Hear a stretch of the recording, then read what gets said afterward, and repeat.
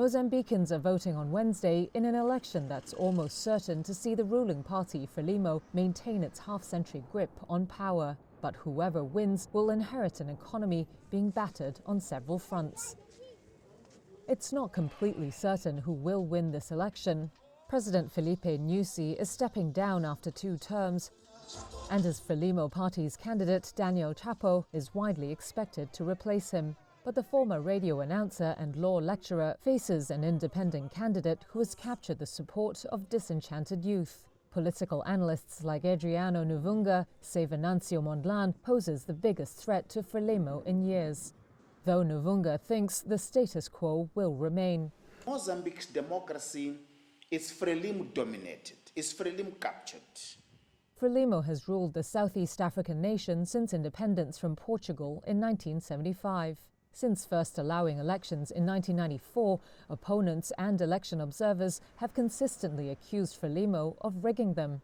It denies the accusation.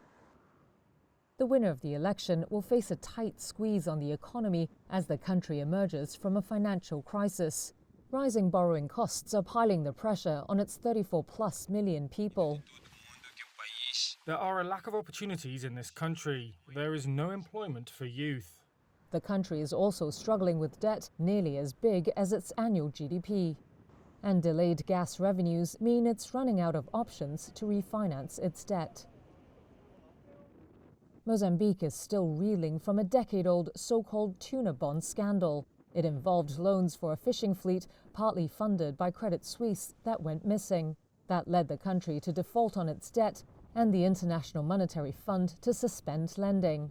Last year, the Swiss bank settled out of court, and Mozambique struck a $456 million deal with the IMF in 2022. But that program expires next year and will have to be renegotiated. Islamic State-linked militants launched an insurgency in a gas-rich northern province in 2017.